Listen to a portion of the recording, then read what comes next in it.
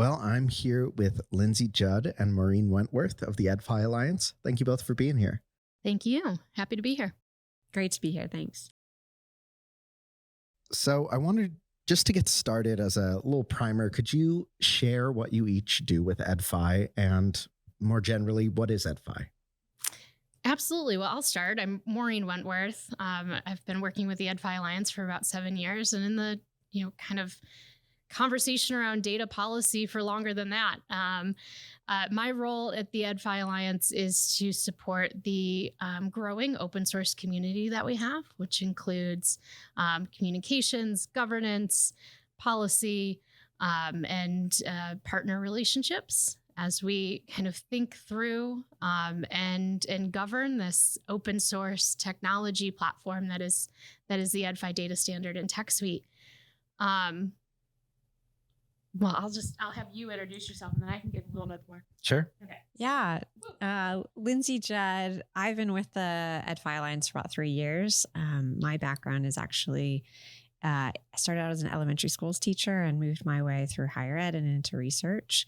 And so my role here is very much rooted in my experiences, which is really exciting. So as a community manager, I work with ed prep programs, the state education agencies and local education agencies, as well as vendors, to try to empower them with data and get a lens on that preparation data in ways that are useful for the ecosystem. Wonderful. So the goal of our work is to connect data across systems in order to really allow for interoperability at scale in K-12 education. We like to think of our community as bringing together the educator voice, the implementation voice, the vendor voice, and creating an open source set of tools that allow systems to unlock data and use it for impacting student achievement. Wonderful. Thank you. You mentioned a couple different concepts, and I wondered if you could kind of draw a line through them. You mentioned that it's open source. You mentioned interoperability at scale, and you mentioned all these different stakeholders. So what's the deal with that? Why does it have to be open source? And what do you mean by interoperability at scale? Yeah, good questions. So the education ecosystem for technology tools in our country is somewhat disconnected right now. As a teacher or as a parent with a student in K-12 education, it becomes very apparent very quickly that you are logging into multiple systems to interact with certain information about your student. I have a third grader, and so I live this quite often. You are looking into your student information system for some aspects of information about what's happening to your student in their classroom. You're looking into their assessment reports that you usually get in PDF at this point, and trying to connect those dots to create an understanding of what's really happening for your student. Teachers do this times 26 or 28, however many kids they have in their classroom, and bringing that picture of data together to understand a student's learning and the trajectory of that learning becomes really difficult, time-consuming, and complicated.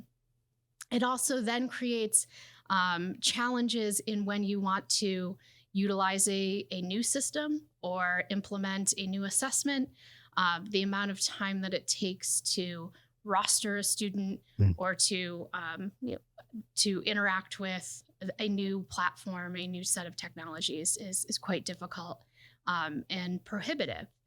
And so what the EdFi Alliance is looking to do is create a set of tools that allow those systems to talk to each other and be able to bring the picture of data for an individual student into one unified place. So you can look at their data across those different applications that they're using and be able to make decisions about what's next for their learning, whether that be for for a parent or a teacher, obviously with permissions and security securely in place, but really understanding what are all those data points that we have about our students, and how do we utilize them to support their learning journey?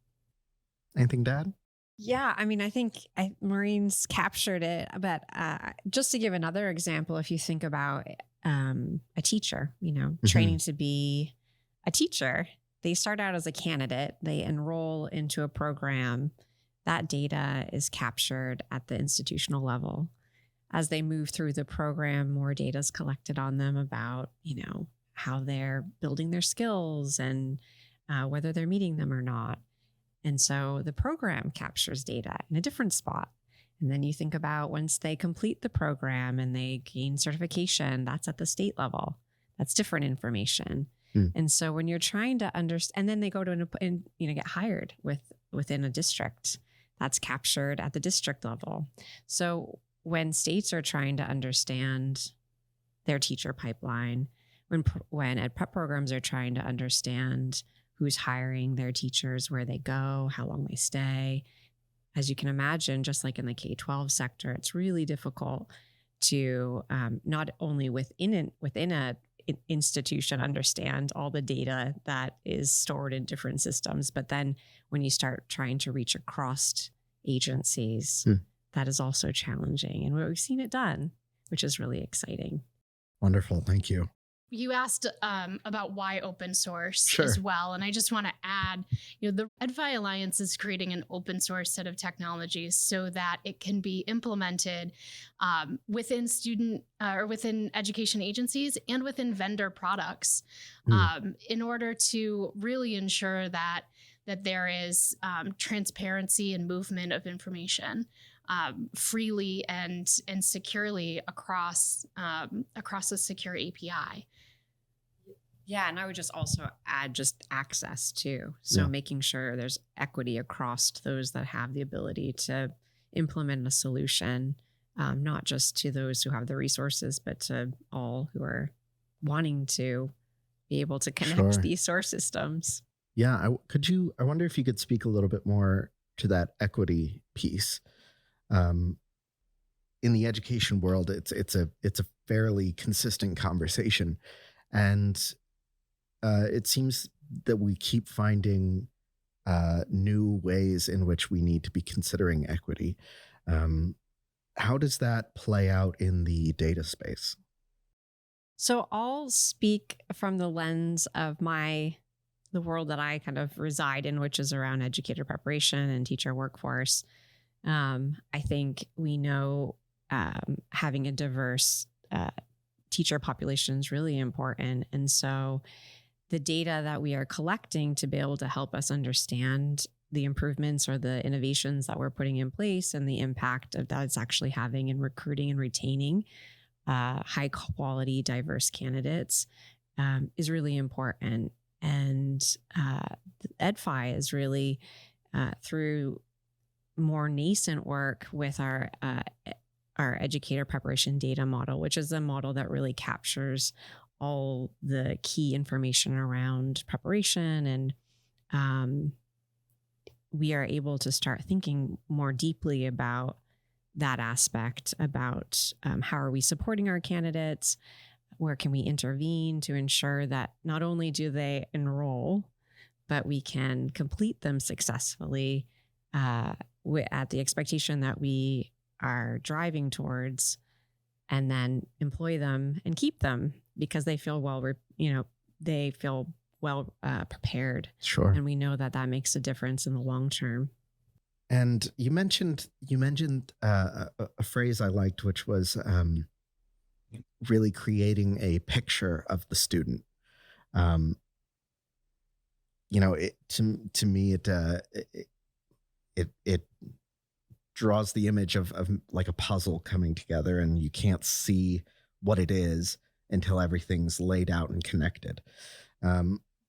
So thinking about different use cases for how data interoperability can benefit whether educators or kids, what does that picture provide us with once it's put together?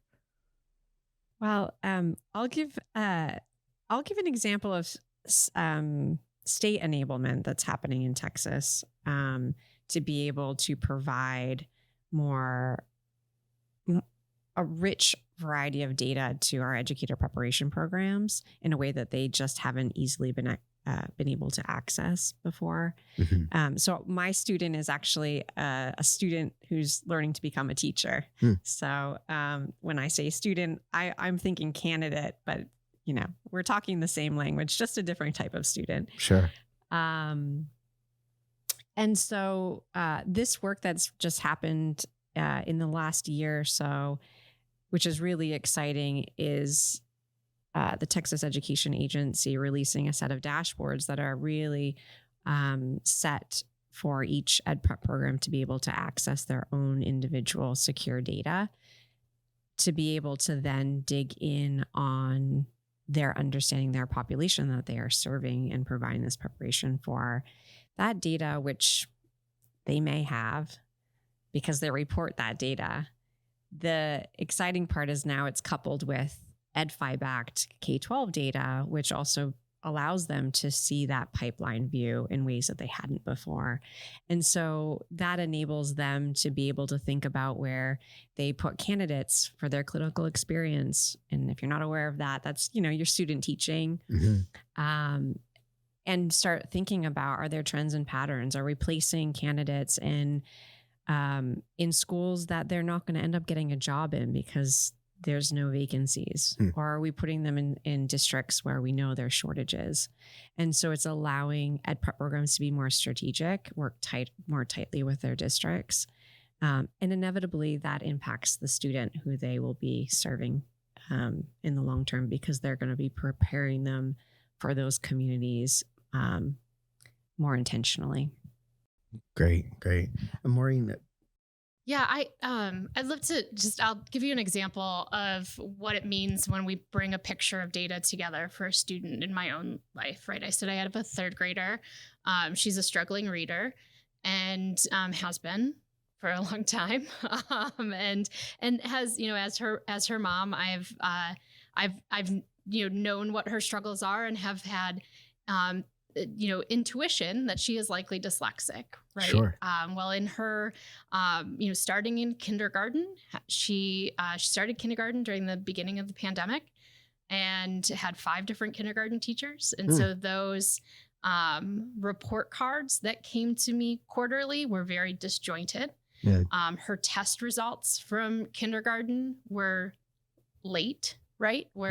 Because they are, administered and given in such a way that the reporting of that is kind of delayed, and that's typical of assessment reporting and across the country.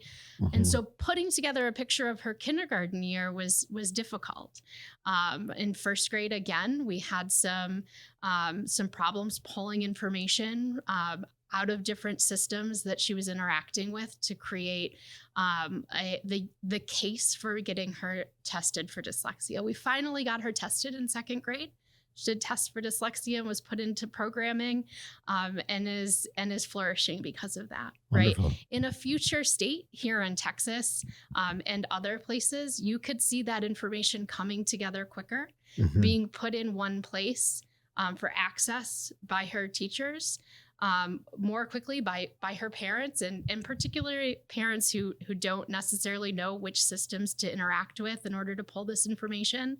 I have the benefit of 20 years of experience with education data systems. Sure. That I might have had a leg up with that. But really being able to bring all that data into one place would allow us to address issues like dyslexia and others quicker, access the programming quicker, and get the right services to the student at the right time. The other thing that we're looking to, and here in Texas, I think with the Texas Education Exchange, and we have some proof points in places like Michigan and Indiana, is that once we have that picture of information on a student in a particular district, if that student moves districts right now, that information has a delay. Student transfer information is usually a week to several weeks delayed behind when a student enrolls in a new district. Sure. Right now in the state of Michigan, they're implementing EdFi across what's called the Michigan Data Hubs. And a student who moves between districts, that the pertinent amount of information is carried in what's called a snack pack and is delivered to the new school district immediately upon enrollment. That means that when a new student enrolls in your district, they are immediately served with their any special ed requirements that they have, health and nutrition information that might be pertinent to the new district, without a parent having to print out and carry a CUME folder or wait for the PDF to be sent over or faxed over, as we still use sometimes in K-12 education. So really exciting opportunities to see that data move in real time with the student as the student moves. Yeah, it sounds like from what you're describing that this is not something that we want to work on this so that maybe school systems have an easier time of it, or we do this so that a teacher is, but it sounds like it's everybody that gets to benefit from more interoperable systems. I mean, you described something where a situation where you as the parent were able to get to see that picture of the student as of the learner. It sounds like it's everybody that gets to play with this data and get to learn from it. Absolutely. Everyone that touches the K-12 system can benefit from interoperable data. And that is, again, with a suite of tools that are enabled by EdFi APIs. You have role-based access, secure transfer of information in a modernized system. I always like to use the example of, if we didn't have interoperable data in airline booking, you would never travel. But right now, because we have interoperable data across the airlines and health, but in mechanisms by which you travel, when you sign up for TSA PreCheck, you don't have to then go to each airline and give them your TSA PreCheck number and verify that with each individual airline. It automatically prints on your ticket, whether you're not flying on faxing a PDF to you are the not, airline. and you don't have to call ahead to every airport you're going to transfer to. Sure. It is right there in the system because we have secure role-based access and interoperable data that we use every day, and it inevitably makes our lives easier. But right now, if you were to try that in K-12 education, you are logging into each system, you're calling ahead to new school districts, you're becoming a human API. And that's what we want to fix for. That's wonderful. Lindsay, you mentioned teacher workforce issues. Something that is very much a talking point in the world of education right now is everyone's talking about teacher shortage. What do we do? What's happening? Why is this happening? In what ways do you feel that the EdFi Alliance's work is addressing these workforce issues, and what's the perspective on it? Yeah, so I mean, I think you can't you can't try to solve teacher workforce without also trying to think to teacher preparation and who you're recruiting into the pipeline. I think, as I was mentioning before, data allows us to better understand that. And the work that we've been doing within the EdFi Alliance is really focusing on kind of those two buckets. And how are we supporting states to be able to understand that pipeline so that they have a better ability to support their districts and their educator preparation programs, because at the moment they really lack that visibility into providing that sufficient needs to meet the challenge. Sure. Also, over the course of the last kind of 2 to 3 years, we've been supporting ed preparation programs directly in a variety of ways to help them access data that it was really meaningful to them around their diverse pipeline, helping them understand candidates as they enroll, as they complete, and then gaining their certification. I often talk about, I should never come into this. I've been around in this work in education for, I'd say, a good amount of time, a long time, maybe to some. And I shouldn't have assumptions, but, in talking to ed prep programs, I'm always surprised with the lack of ability to answer really foundational questions. Their ability to understand whether their completers, those who finish the program, actually attain certification with the state. Sure. And so why are they not able to do that? Because as we were talking about before, all that data exists in different systems that don't speak to each other. And so that requires someone to put in a request, and that data comes when it comes from the state. And then someone's got to cobble that data together and make sense of it. And so being able to get better at that and supporting our ed prep programs directly, as I mentioned before, with the TA use case, they were able to do that. And now they've gained, they've really provided a service and empowered their educator preparation programs to utilize data just like that in ways that they hadn't before. And so, so directly to the EPPs and providing that data model for them to be able to capture the data. We've seen a variety of ways that that's been done to really get at specific questions that they have.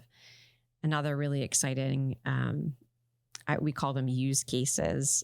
But if you think about the ability for a program to intervene when a candidate is actually going through the program versus looking kind of backwards looking and looking at those cohorts that have already gone through. So more real-time data, right? That's a concept that is just really hard to wrap our heads around as ever being possible in education. But we've seen it happen. We've seen the ability for an educator preparation program to take their observation data that they do during student teaching, take those observations and use them more formatively to start thinking about, gosh, these students, they're never going to be able to really effectively pass those certification exams if we don't support them in meeting these teacher expectations. And so it's a really powerful ways that we're making sure that the pipeline doesn't just end with enrolling candidates and recruiting them, that we actually get them through feeling really prepared for that, for day one. And then supporting our local education agencies with with actually hiring and filling those positions. And so you see shortages look different in different localities depending upon what their needs are. Special education has been a long time shortage. That's not a new thing. And so you might have areas, I know there's some areas in Texas that are growing rapidly, and next year they're going to have 800 new students. Who's going to teach those students? So helping them to be able to utilize their data to do some forward planning, to look at trends, to work more closely in partnership with where they're getting those new teachers, and helping them try to understand what pathways are of option for them. So teacher apprenticeship is becoming more of a thing that it could help unlock that, grow your own and teacher residencies. And so helping data is really going to be needed to be able to help them report, to get the funding to be able to sustain those new pathways. But also we need to understand the impact and be able to consciously say, like, we know that this is a quality program that produces candidates that are going to be here for the long term. Sure. Thank you. Um, this has been a great primer for what interoperability is, what it can be used for, what it may be used for in the future. And a lot of the work that Project Unicorn is doing is in that same educational bent.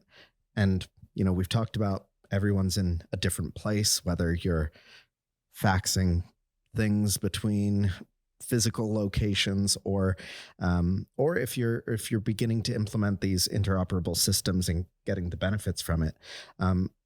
You're probably somewhere in between there.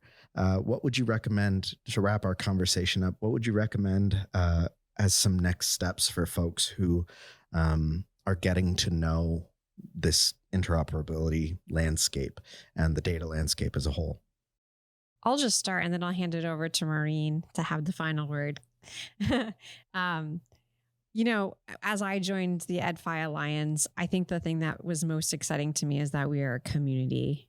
Maureen started with all of those who are part of our ecosystem, and we are very much listening to the voices of our vendors, our states, our districts, our ed prep programs to continue to innovate and to support them in getting the data that they need in a timely way, in a secure way, so that they can not only be more efficient, but also get better at getting better and really drive towards that continuous improvement.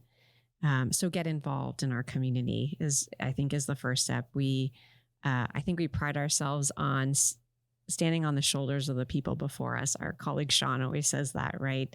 And so learning from the learnings of others is a really powerful way to start and get involved within our community. And we have a variety of mechanisms to do that. But yeah, we're here for you. Well, Lindsay, Maureen, it's been a wonderful conversation. Great meeting with you. Thank you for your time. Thank you. Thank you so much.